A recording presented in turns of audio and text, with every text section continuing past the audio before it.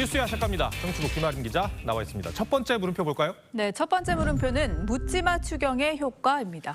민주당에서 경기 활성화를 위해서 추경 15조 원을 제안했잖아요. 근데 그 효과가 있을지 한번 알아보자는 거죠. 네, 맞습니다. 민주당은 총선 공약이었던 1인당 25만 원 민생회복지원금을 포함해서 총 15조 원 규모의 추경을 정부에 제안하면서 재정 지출을 늘리면 경기가 활성화돼서 오히려 재정 건전성이 좋아질 것이라고 주장했습니다. 정부의 긴축 재정이 경기 침체를 가져오고 결국에 목표한 재정 건전성도 놓치는 악순환에 빠졌다는 겁니다. 적극적인 재정 확대 정책을 통해서 경제도 살리고 도리어 우리 경제가 살아난다면 정부가 그렇게 강조하고 있는 재정 건전성도 좋아질 수 있다. 정부는 부정적인 입장이고요.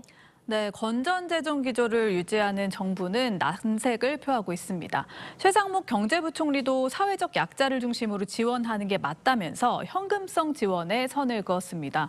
정부가 갚아야 하는 나라 빚은 약 1,100조 원으로 처음으로 GDP 대비 50%를 돌파했고요. 내년 국고채 만기 도래 물량도 100조 원을 넘어 사상 최대입니다. 문재인 정부 5년간 10차례 추경을 편성하면서 나라 빚은 5년 새 400조 원이 늘었는데요. 그 여진이라는 지적도 나오는 상황입니다. 그럼 재정을 확대하면 경기가 활성화되고 재정 건전성이 좋아질 거라는 민주당 주장은 맞는 얘기입니까? 정부는 민주당 주장과 달리 추경 효과가 크지 않다고 보고 있습니다. 전 국민에게 25만 원씩 현금을 주자는 민생회복지원금과 가장 비슷한 사례가 코로나 재난지원금일 텐데요. 효과는 미미했습니다. 국책연구기관 KDI 보고서에 따르면요. 지난 2020년 1차 재난지원금의 소비 진작 효과는 30%에 그쳤습니다. 가구당 최대 100만 원을 받아서 30만 원만 소비에 쓴 걸로 본 건데요. 카드 매출액의 변화를 좀 분석해봤더니 재난지원금으로 늘어난 매출액이 투입 재원의 26에서 36%였다는 겁니다. 나머지는 소비가 아니라 빚을 갚거나 저축하는 데 썼을 것으로 추정되고 있습니다.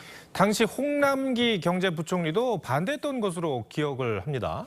네, 홍남기 경제부총리는 재정 건전성을 이유로 반대를 했었는데요. 전 국민에게 주기보다는 꼭 필요한 사람들에게 선별적으로 주자고 했었습니다. 경기도지사 이재명 도지사께서는 전 국민 30만 원씩 50번, 100번을 줘도 재정 건전성에 대해서 우려할 필요가 없다라는 얘기를 하시는데 저는 책임 없는 발언입니다. 그렇죠? 네. 아주 철없는 얘기죠. 예, 저는 그렇게 생각합니다. 그게 저도 그렇게. 결국 1차 지원금은 보편 지급 방식으로 지급됐다가요. 2차 때부터는 선별 지급으로 전환됐습니다. 네, 알겠습니다. 첫 번째 물음표 정해볼까요? 네, 첫 번째 물음표, 묻지마 추경의 효과의 느낌표는 부담은 미래 세대 몫으로 정했습니다. 네. 메르켈 전 독일 총리는요, 코로나 사태 이후 재정 지출을 늘린 뒤에 이런 수준의 재정 지원을 끝없이 할 수 없다면서 재정 악화를 고백한 뒤 채무 감축에 나섰습니다.